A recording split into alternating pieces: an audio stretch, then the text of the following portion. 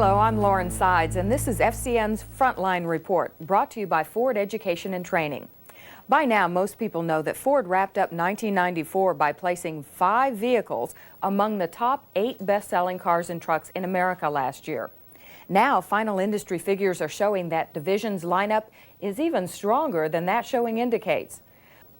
When you compare various categories of vehicles against each other, Ford division products come up as clear winners in 10 out of the 15 vehicle segments they compete in. On the car side, Taurus, Thunderbird, Mustang, and Escort all took top honors in their respective segments. And Ford also finished 1-2 in the station wagon category with Escort and Taurus. On the truck side, Ford's dominance was even more pronounced as F-Series, Ranger, Bronco, Explorer, Econoline, and Club Wagon all beat out the competitors in their sales segment. Ranger, in fact, established a new sales record for compact pickups with 344,744 sales, smashing the record it set the year before by more than 4,500 sales. The division also made history by outselling its closest rival Chevrolet by a record-setting 758,757 cars and trucks, the widest victory margin by any division ever recorded by the industry. In other industry news, the North American International Auto Show enjoyed near-record crowds last month as eager customers inspected the automakers' latest offerings. Here's a glimpse of some highlights from a previously recorded program.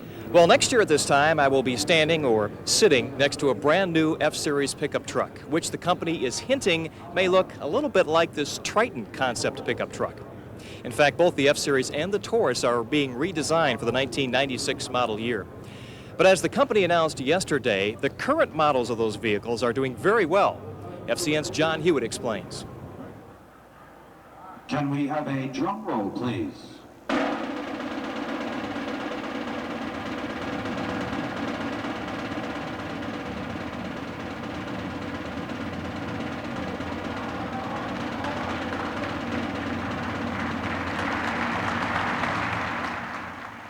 It was a crowning moment for the Ford Taurus, which made it 3 years in a row as America's best-selling car. The man playing up the hat-trick theme in the hockey jersey was company vice president and Ford division general manager Ross Roberts. For the calendar year, just over 397,000 Taurus sedans and wagons were sold, outdistancing Honda's Accord by close to 30,000 vehicles. The other streak that remained intact was with the F-Series truck, which remained the top-selling vehicle in America for the 13th straight year. In fact, a packed auto show crowd of industry suppliers and media were the first to hear about a record-setting year in truck sales overall. In 1994, we sold 1,855,421 trucks. That is more trucks than any manufacturer has ever sold in the history of the world. It is #1 everywhere. A crowning achievement in what was the second-best sales year in Ford company history. From the North American Auto Show in Detroit, this is John Hewitt for FCN News. One of the dominant themes of the show was the industry's continuing emphasis on safety. FCN's Heidi Mitchell offers us a look at some of the safety features that were on display for the public. Well, it's what we're calling our safety cell, and it's not only boron steel from this area, what we're calling our caged safety cell area, but also through the door beams, so it's a very safe feature. Jeff Decker is a product specialist for Ford Division, and he's one of the many people who've been busy giving consumers safety information, in this case on the Ford Contour. Many new advances are vying for the customer's attention this year. Honda's 1995 Odyssey, a multi-purpose vehicle, has 5-mile-an-hour bumpers. That's well over the bumper standard of 2.5 miles an hour. And this is Buick's Riviera Coupe. The safety cage construction uses thicker gauge steel than normal, and more beams are used. General Motors' Cutlass Sierra SL has a dual latch. It helps prevent the door from opening during side impact. Volvo is the first automobile company to offer airbags for side impact crashes. Side impacts account for about 1/3 of all serious accidents. And this is how it works. You won't even be able to tell that there is an airbag in the seat, but during side impact, the seam of the seat will rip, the airbag will come out this way. A mechanical sensor mounted in the seat base triggers the system when an impact moves the door into contact with the seat. Also for side impact collisions, Ford's Contour Mystique has a deploying door trim safety system. It uses a lightweight, energy-absorbing polyurethane foam strategically packed inside the door. During side impact, the door and foam inside would be pushed in, deploying the interior trim panel toward the occupant. This system will be phased into other Ford vehicles in the future. At the North American International Auto Show, I'm Heidi Mitchell reporting for FCN News. And Ford is continuing work on developing side impact airbags for its products. Right now, all Ford division car lines and several of its trucks feature standard dual front seat airbags. Safety was also a major design factor in the development of the new 1995 Explorer, which went on sale last month. When it debuted to the media in New Mexico last year, safety and performance were touted as the major improvements for the Explorer in 1995. But no doubt the most striking change was to the Explorer's dressed-up exterior, which includes a more aerodynamically efficient sloped hood and wraparound front fascia. However, safety and performance are where the new Explorer excels, as the only major sport utility vehicle to offer dual airbags, front-wheel disc brakes, rack and pinion steering, and a four-wheel anti-lock brake system as standard equipment. At the North American International Auto Show this week, interest in the all-new Explorer has been strong, especially among women. I just like the way when you sit in it, it feels like you're in a luxurious car instead of being in a truck. We've always been real interested when we see them on the road. We've always liked the way they looked. It gives you the luxury of a car, but it also gives you that rugged feel, like that back door, that outdoor, where you want to go fish, you can go fish, but if you want to dress up, it still has the look of a luxury car. 5 years ago, it redefined the sport utility market and has been on top ever since. And now it appears the Explorer is once again the leader in style and quality. The new Explorer was launched with some very high-profile advertising. The ads first began appearing on the top-rated Seinfeld and ER. We made history on the American road. Now we're looking to the future. Introducing the new Ford Explorer. The new commercials highlight the Explorer's bragging points, including standard dual airbags, control-track four-wheel drive, a roomier interior, and a nearly maintenance-free engine. But the campaign really got in gear with a big game on TV, the Super Bowl, with this ad created especially for the event. Welcome to the big game, and today's favorite takes the field. Leading the league in carries. Unbelievable. I'll say it again, you just can't win without a strong defense. Man, I'm here to tell you, impressive running game out there. The new Ford Explorer, far and away the best the world has to offer. Look at that, perfect field position. The redesigned Ranger also got into the spirit of the season with this commercial, which created its own version of America's favorite game. Football can be exciting, but truck football, now that's a rush. So if you're gonna tackle it, you better get a hold of the right equipment. A 1995 Ford Ranger 4x4. Red 39! Complete with switch-on four-wheel drive, new four-wheel anti-lock brakes, and a whopping 4-liter V6. So get a Ford Ranger 4x4 and play truck football. How am I going to spike this thing? In other launch news, Chrysler Corporation used the Detroit Auto Show to unveil the new product most experts feel is absolutely essential to its continued success, their all-new minivan. While the current Dodge Caravan and Chrysler Voyager are still the dominant entries, the aging pair is consistently losing significant market share month after month, practically all of it to Ford's combination of entries, the Windstar, Aerostar, and Villager. Now the latest reports out of Detroit indicate that Chrysler's new models, which were scheduled to be on the market well ahead of the spring buying season, continue to be plagued with production launch delays due to safety and technical problems. That's particularly worrisome for Chrysler, as the months of March through June are traditionally the strongest sales period for minivans. Well, what will the new Chrysler entries look like when they finally do get to market? Here's FCN's Rob Marr with that report.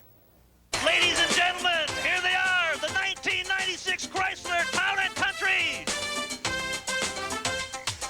the 1996 Plymouth Voyager! The 1996 Dodge Caravan!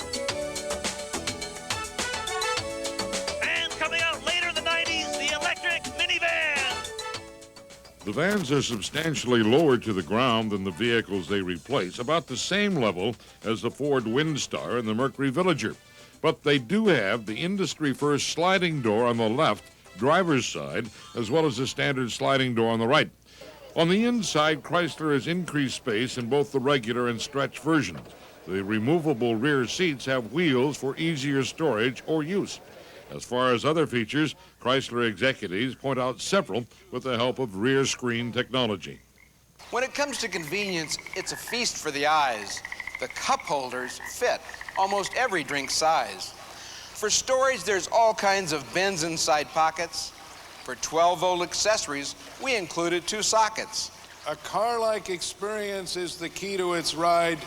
There's more visibility when you're sitting inside. And when ice and snow prevent wipers to move, the front wiper de-icer frees them up just for use. The windshield is 3 inches lower than the GM APVs, and there's no A-pillar blind spot, according to Chrysler designers. And Chrysler has upped the standard equipment awards. Analog brakes, a great feature, no doubt, and we've made them standard, so no drivers without. I'm Rob Marr, FCN News. At the end of this program, we will have a special report on another new Chrysler product. This time, Frontline will take a look at Dodge Stratus and how it compares with the new Ford Contour, so you want to stay tuned for that. Meanwhile, Ford and Chrysler aren't the only manufacturers with new minivans on the market. A few months ago, Honda rolled out its idea of what a minivan ought to be. And as Rob Marr reports, there are a number of differences between the Honda Odyssey and its domestic competitors. The Honda Odyssey is a different type of entry into the minivan market. You might call it a mini minivan. It's smaller than the other units on the market, but it has 4 swinging doors and a rear hatch. I currently own a regular minivan with, 2 fronts and 1 sliding, and I'm just not sure that this is all that dramatic a difference. Admittedly, getting the seats out from either side is very appealing. Is that such a great breakthrough? I'm not sure. I just don't know whether that's something that's going to make a great difference to the consumer. Odyssey will come with only a 4-cylinder engine, no V6 option, and Honda is planning for just 30,000 to 40,000 units in the U.S. Some of those buyers will probably be those who have purchased Accord wagons in the past, but Honda doesn't think Odyssey will cannibalize much more. Our owner loyalty is around 40%, which means everybody that buys a new Honda, 40% of them had previously owned one. That other 60% are going somewhere, and we haven't had a product that we could offer them. So we feel that we're going to retain some of those people. Another new feature in the Odyssey, a folding rear seat that's a space saver and easy to use. Well, the rear seat is very, very nifty. I moved it around, tried flipping it around, and I had a little trouble getting one of the mid-row seats out, but they are very light. And the Odyssey is not the end of Honda's involvement in the minivan market, probably just the beginning. I know that they build, and they have plans to build vehicles in the near future in Japan that possibly could fit for us in the U.S. market, and we're taking a hard look at them. Honda's stance is, since they're very late into the minivan market, anything they market has to be different to attract new buyers. I'm Rob Marr, FCN News. Earlier in the program, we brought you a report from the North American International Auto Show. Well, now we'd like to take you across the country to Los Angeles, which recently hosted its own auto show. There, as FCN's Jill Dittmeyer reports, automakers put a distinctly California spin on the products they displayed. The surf is up in California, where this version of the Ford Ranger is quite popular on the streets and the sand. Ford regards this market as a benchmark of automotive consumer expectations. And that's why Ford Motor Company has been aggressive with a strategy to make California a place of firsts.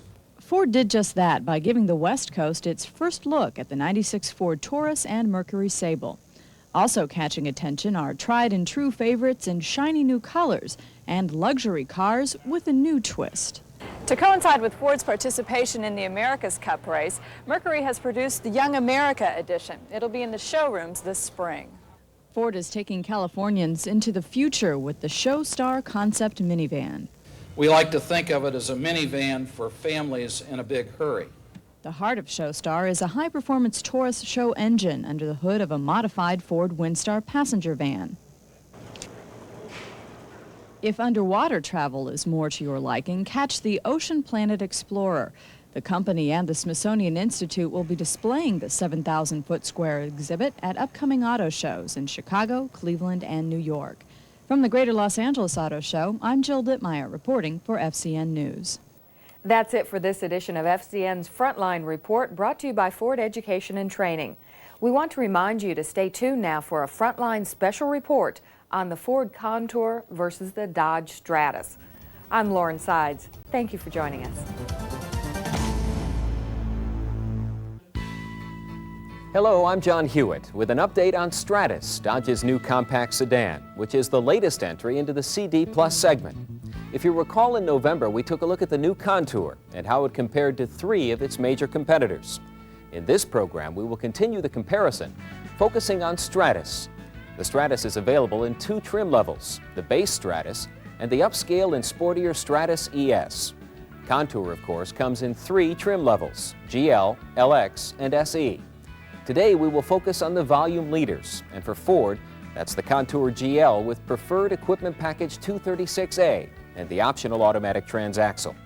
This configuration accounts for around 42% of the total Contour mix. For Dodge, the volume leader is the base Stratus with option package 24B, which includes an automatic.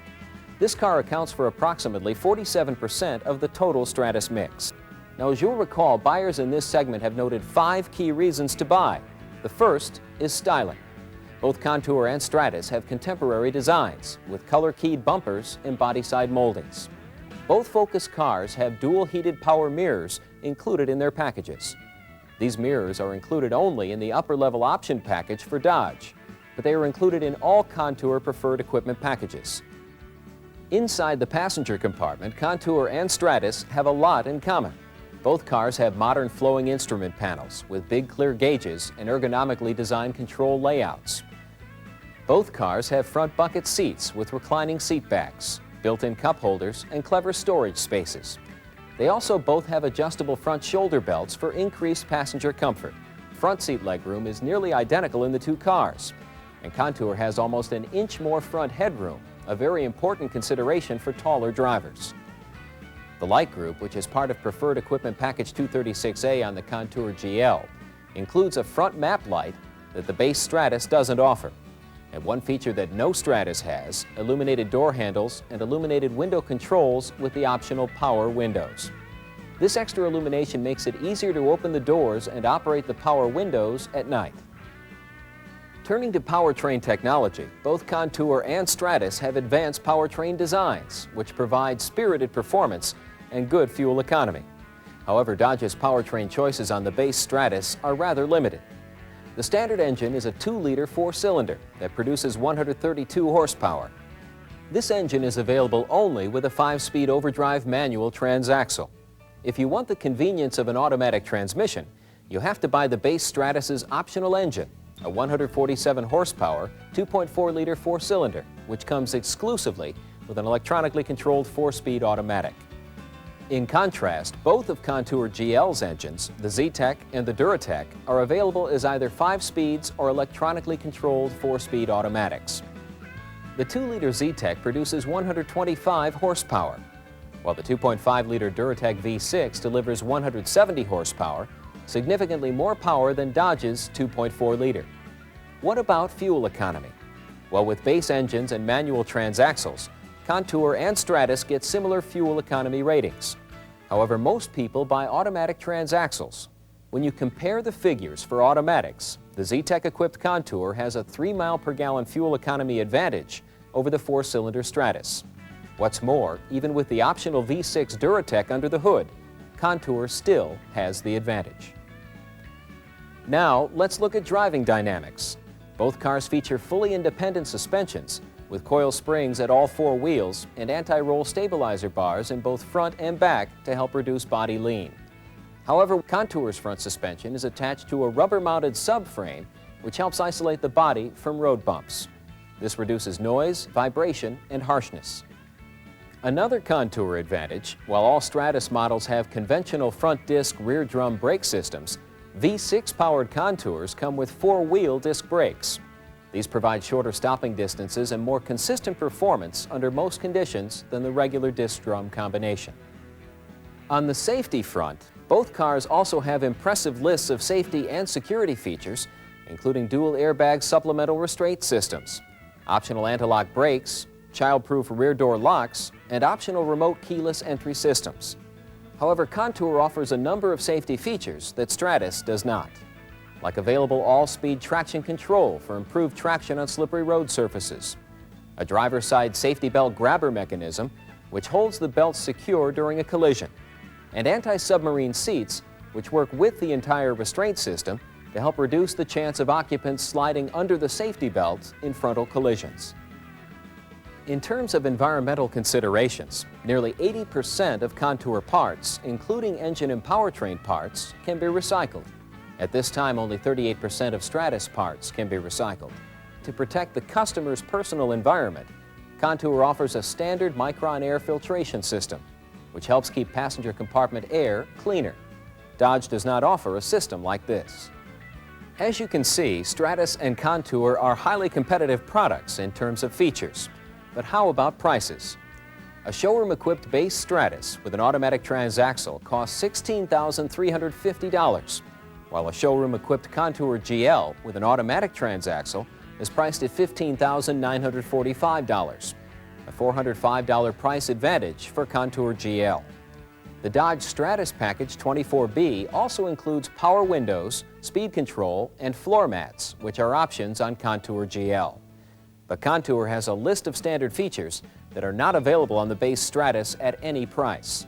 Features like a front armrest, a remote fuel filler door release, body-colored mirrors, an electronic clock, an illuminated glove box, engine compartment illumination, illuminated sun visors, illuminated door handles, a map and reading light, 4-way adjustable head restraints, and the Micron air filtration system.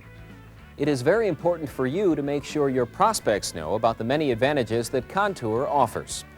To assist you, here's a list of 5 key Contour advantages over Stratus. More front seat headroom, more powertrain choices, including an available V6 engine on all models, a subframe-mounted front suspension system for less noise, vibration, and harshness, more safety features like available traction control and anti-submarine seats, and a standard Micron air filter for passenger comfort. Across all the trim lines, Stratus and Contour compete closely.